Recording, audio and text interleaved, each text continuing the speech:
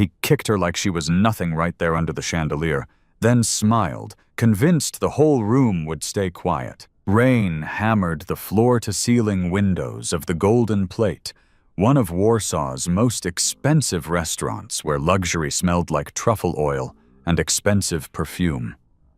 At the best table with a view of the Palace of Culture sat Damian Kowalski, a real estate millionaire everyone knew and few respected. He wasn't just rich, he was ruthless, famous for buying debt-ridden buildings and forcing families onto the street. That night, he was celebrating a new opportunity. His lawyers had found a loophole that could help him seize a historic Mokoto property, one that currently housed a hospice.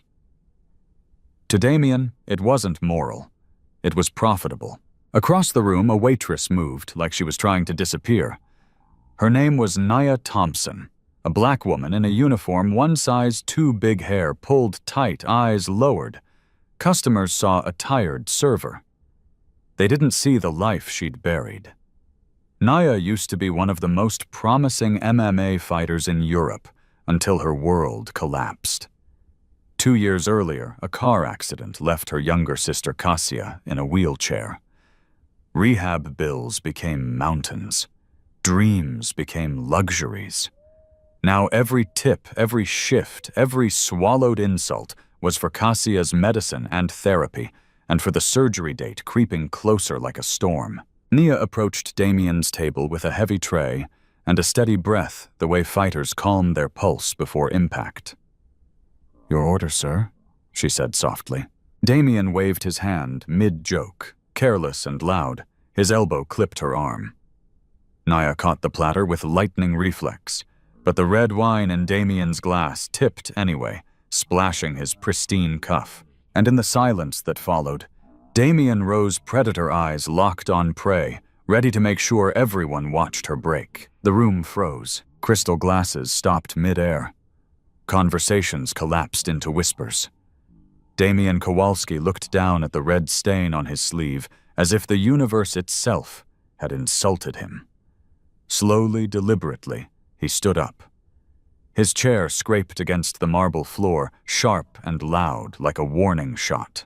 "Do you have any idea?"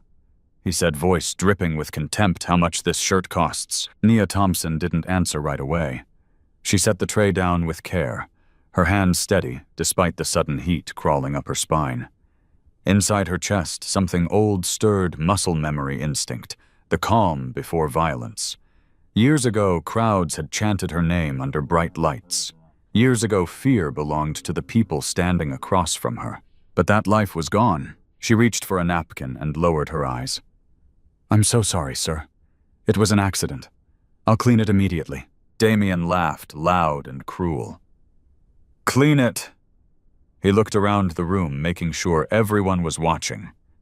You could work your entire miserable life and still not afford this cuff. Nia knelt, not because she was weak, but because her sister needed her to survive. As she leaned forward, Damian felt powerful.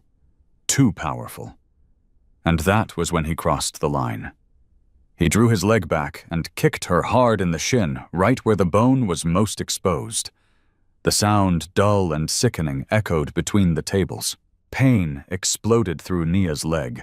She gasped and dropped to one knee. For a heartbeat, the world narrowed. In her mind, she saw exactly how it would end if she let go.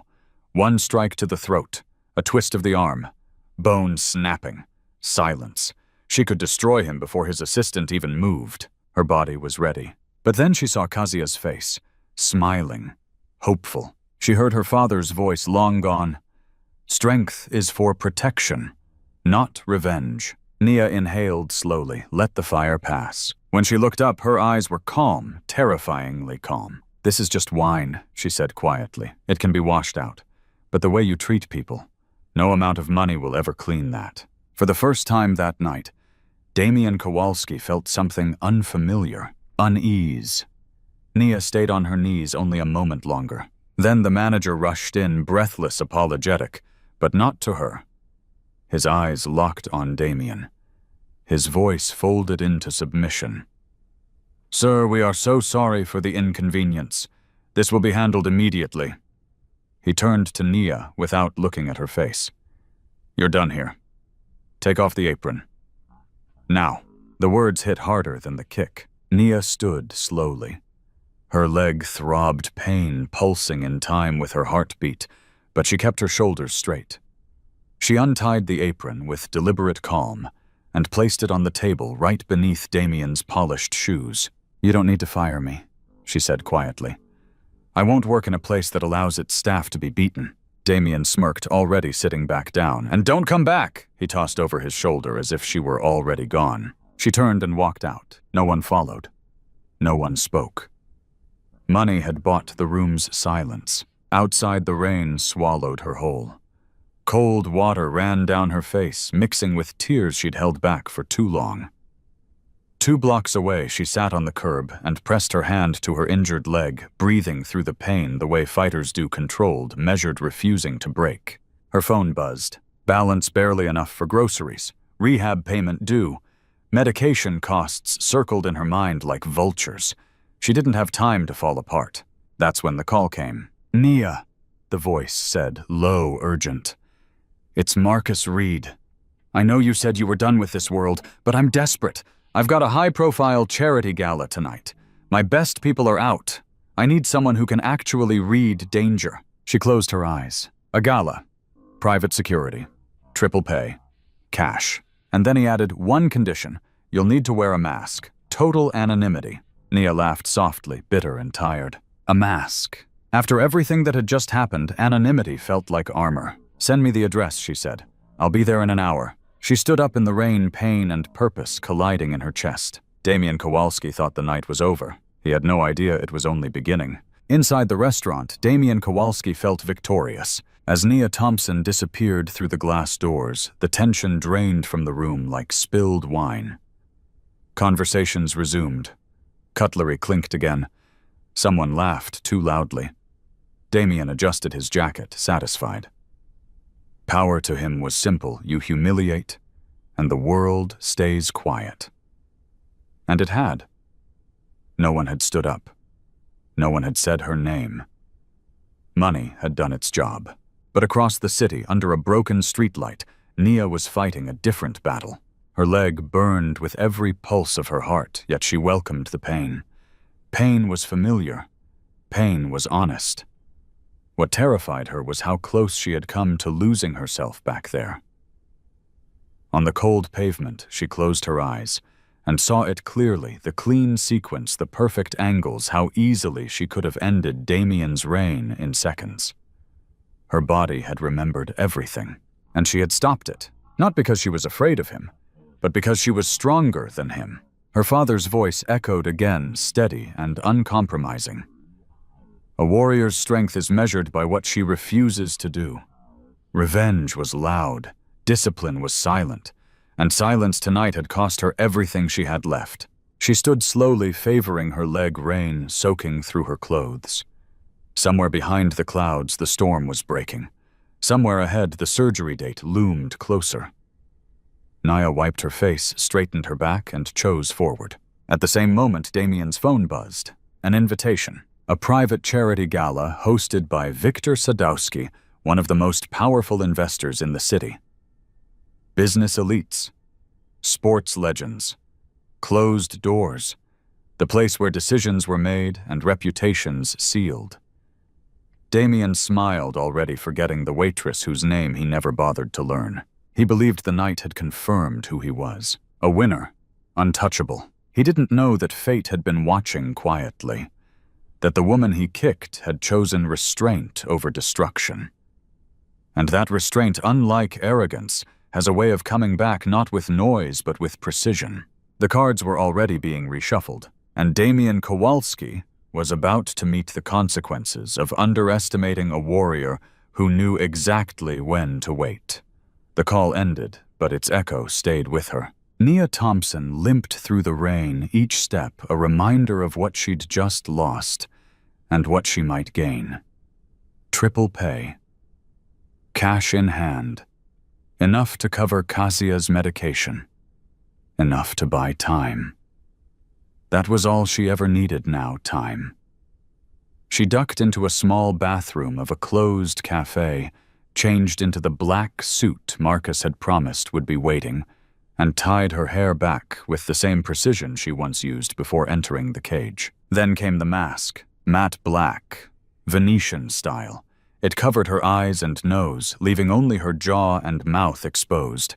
When she put it on, something inside her settled. The waitress vanished.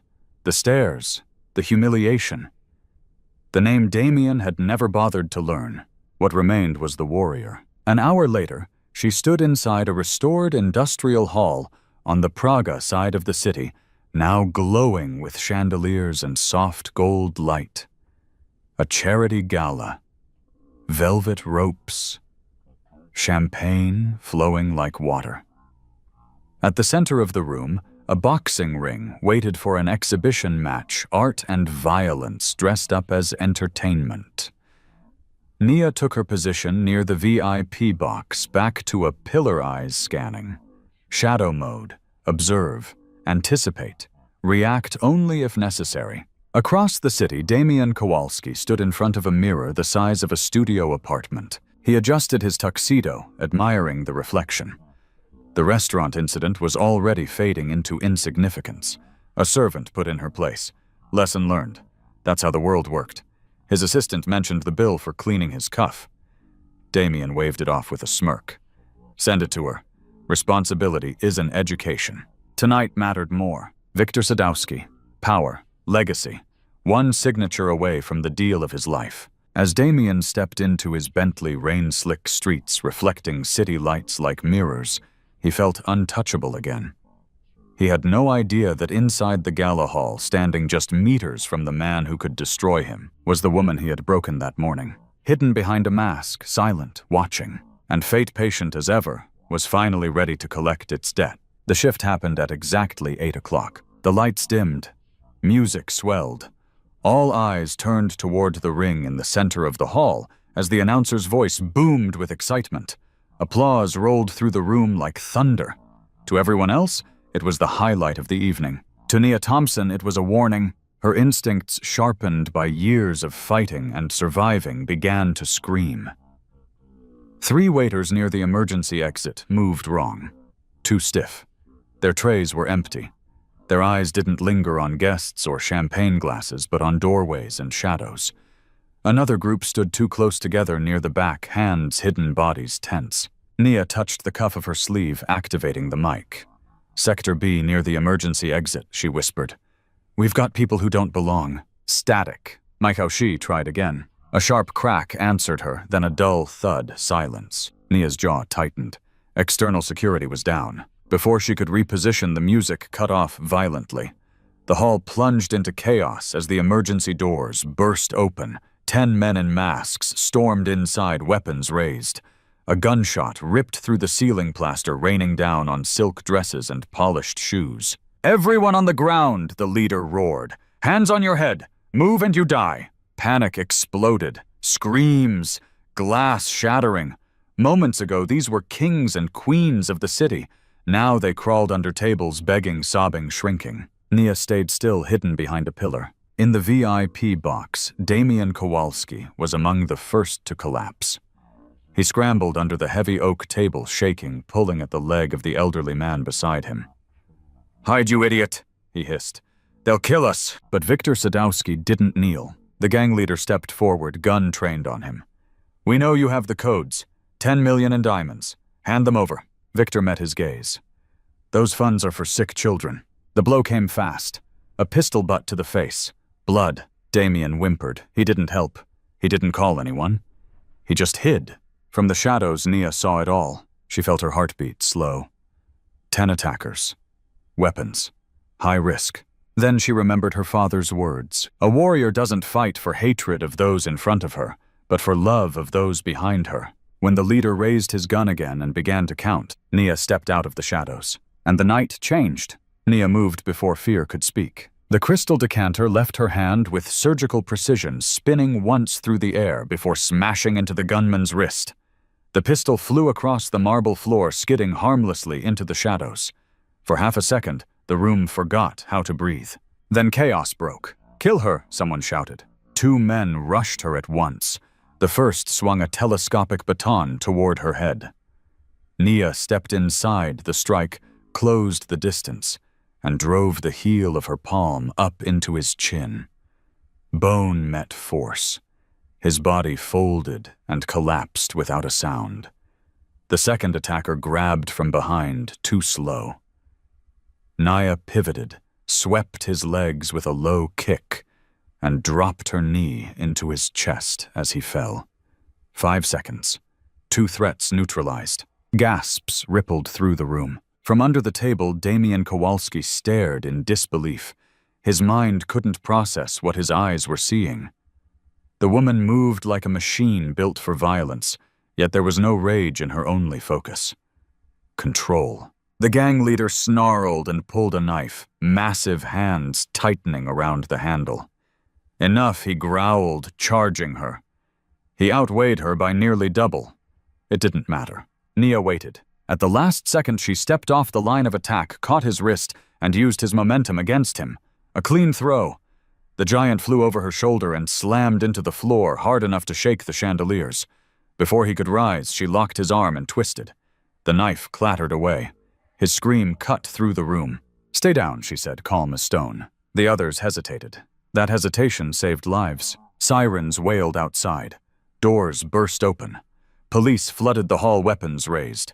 The remaining attackers dropped their arms. As officers moved in, Nia released her hold and stepped back into the shadows, breath-steady leg screaming in protest now that the adrenaline was fading. Across the room, Viktor Sadowski watched her with awe, and under the table, Damian Kowalski realized the terrifying truth. The woman he had kicked, humiliated, and dismissed had just saved every life in the room. For a moment after the sirens faded, the room stayed frozen like a painting that hadn't decided how to end. Paramedics rushed to Viktor Sadowski, pressing gauze to his bleeding brow. Guests slowly rose from beneath tables, their faces pale, their power stripped bare. And then, as if nothing had happened, Damian Kowalski stood up. He brushed dust from his tuxedo, straightened his tie, and stepped forward with practiced confidence. "Extraordinary work," he said loudly, forcing a laugh that didn't quite land. "Outstanding security. Truly. Victor, did you see how I shielded you from below, checked for explosives? Stayed calm." He was lying without blinking, rebuilding his image in real time. Nia stood a few steps away, still masked, breathing evenly. Her leg throbbed now that the danger had passed, but she didn't move. Damian turned to her and snapped his fingers. "You take off the mask. I want to know who deserves the tip. Maybe I'll hire you permanently. A guard dog like you could be useful." The words hung in the air. "Guard dog." Nia stepped forward. "Say that again," she said calmly. Damian stiffened. He knew that voice. The room seemed to tilt as recognition crashed into him. "No," he whispered. "That's not possible." Nia reached behind her head and untied the ribbon. The black mask slipped away and fell to the floor. Silence. She looked exactly as she had the night before. The same eyes, the same calm. The same woman he had kicked while she knelt on the floor. "I told you," she said softly, every word cutting clean. "Wine can be washed out, but how you treat people, money can't clean that." Damian's face drained of color. Viktor Sadowski turned slowly toward him, his gaze sharp with something colder than anger. "You know her?" he asked. "Yes," Nia answered before Damian could speak. "We met yesterday. When he kicked me for spilling wine." A murmur rippled through the elite crowd, shock, disgust, disbelief. In one night, Damian Kowalski lost the only thing that had ever protected him. His mask. Viktor Sadowski did not raise his voice. He didn't have to. He lifted his hand, and the room obeyed. "Play the footage," he said quietly. A massive screen above the ring flickered to life. At first it showed the elegant interior of the Golden Plate restaurant. Then the moment froze, wine spilling, a woman kneeling to clean it.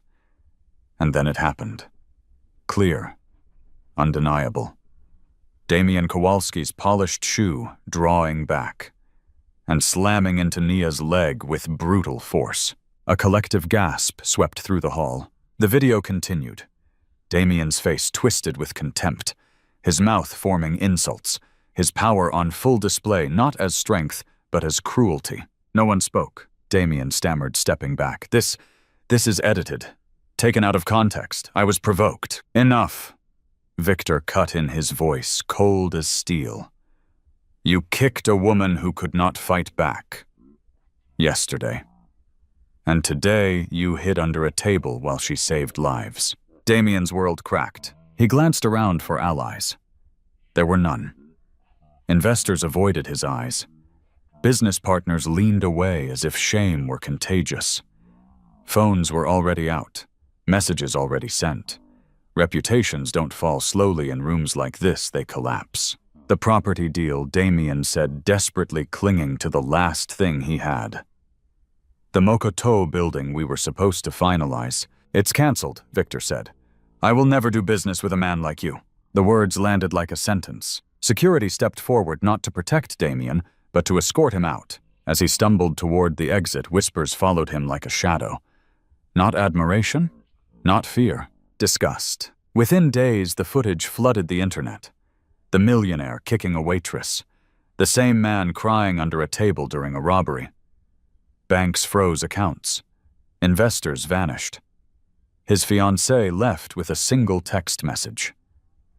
The empire built on intimidation collapsed under the weight of truth, and Nia Thompson stood in the quiet aftermath watching justice arrive not with fists, but with exposure. She hadn't destroyed him. She had simply let the world see him. 3 days after the gala, Nia Thompson sat across from Victor Sadowski in an office filled with quiet power.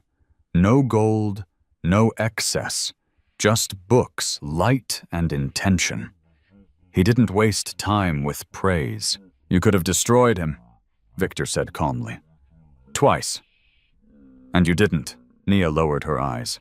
That wouldn't have healed anything. Victor nodded as if he had been waiting his whole life to hear that answer. He slid a folder across the desk. Inside were deeds, permits, plans. The building Damien tried to steal, he said. It's yours to manage. Nia's breath caught. I don't have the money. I'm not selling it to you, Victor, interrupted gently. I'm trusting you with it. On the ground floor, a restaurant space, modest, warm, human. On the upper floor, enough room for a rehabilitation clinic. Victor had done his research. He knew about Cassia, about the wheelchair, about the bills that never stopped coming. Tears filled Nia's eyes, the kind that arrive when survival finally loosens its grip. Why me, she whispered. Because you have a spine, Victor said simply. Money is a tool. Character is rare. 6 months later, Second Chance opened its doors. It wasn't luxurious like the Golden Plate. It didn't need to be. It was alive. People with rough pasts worked there, former inmates, single mothers, the invisible. Upstairs, the clinic buzzed with hope. Cassia took her first steps between parallel bars, laughing through tears held upright by hands that believed. Nia moved through it all quietly, no mask now, no hiding. She had built something that fed bodies and restored dignity. And in another part of the city, Damien Kowalski watched his world collapse. Investors fled. Banks closed in. The man who once kicked a waitress now begged for silence and found none. Nia didn't celebrate his fall. She was too busy building a place where people could rise. Months later, the bell above the door of Second Chance rang softly. Nia Thompson looked up from behind the counter, wiping her hands on a clean towel. The restaurant was warm now, steam rising from soup pots, quiet laughter from a corner table. Cassia's voice drifting down from the clinic upstairs where she practiced walking between the rails. This place breathed. It healed. The man standing at the doorway did not belong to the world that once rejected her. He looked thinner, older. His coat was worn, his shoes scuffed, his confidence stripped down to something fragile and unfamiliar. Nia recognized him anyway, not by his clothes, but by his eyes. Damien Kowalski stepped forward, clutching a folded resume like it might crumble in his hands. "Good afternoon," he said, barely above a whisper. He didn't look at her at first. "I saw the sign. You're hiring." Silence settled between them. "I know who you are," he continued, voice shaking. "And I know who I was." He swallowed hard. If you tell me to leave, I will. I deserve that. Naya studied him. The memory of pain flickered her shin, the floor, the laughter that followed. Justice would have been easy, revenge tempting. But upstairs, Kasia laughed again, steady and alive. And on the wall behind the counter hung a photo of her father, eyes calm, proud. Nia reached out and took the resume. She placed a clean dishcloth on the counter. 15 zloty an hour, she said evenly. Shift starts at 10. Staff meals included. Damien's head snapped up, disbelief flooding his face. Tears welled before he could stop them. There's one rule, Naya added, her voice firm but not cruel. Respect. Everyone. From the owner to the homeless man who comes in for soup. One raised voice, one act of cruelty, and you're gone. Damien nodded, tears falling freely now. Thank you, he whispered. I won't waste it. As he turned toward the back dishcloth in hand, Naya watched him go. She hadn't hired him to save him. She'd done it to prove something to herself, to Kasia, to the world. That true strength doesn't end a life. It transforms one. The evening light spilled softly through the windows of Second Chance, painting the room in gold. Naya Thompson stood alone after closing, wiping down the counter where so many quiet transformations had begun. Upstairs, Kasia slept peacefully after another day of walking slow steps. Yes, but real ones. The building no longer echoed with fear or humiliation. It breathed with purpose. Nia caught her reflection in the glass. No mask, no armor. Just a woman who had survived the storm and chosen not to become it. She thought about this girl she once was, the fighter hungry for victory, and the woman she had become, the protector who knew when not to strike. The world had tried to teach her that power was loud, cruel, and taken by force. But life taught her something truer. Real strength is quiet. It waits. It builds. It forgives without forgetting. Outside, the city moved on. Inside, something rare had taken root. A place where dignity mattered more than status, where broken people weren't discarded, but invited to begin again. Nia smiled, not because everything was perfect, but because it was honest. And that was enough. This story reminds us that true power isn't proven by how hard you can hit, but by how much humanity you can hold on to when you're tested. You don't need money to have influence. You don't need titles to have worth. The way you treat someone who can't give you anything back, that's who you really are. If this story touched something in you, if it made you think about forgiveness, restraint, or the quiet strength you've been carrying, tell us in the comments. What does real strength mean to you? Don't forget to like, subscribe, and turn on notifications. Because maybe, just maybe, this was the story you needed to hear today.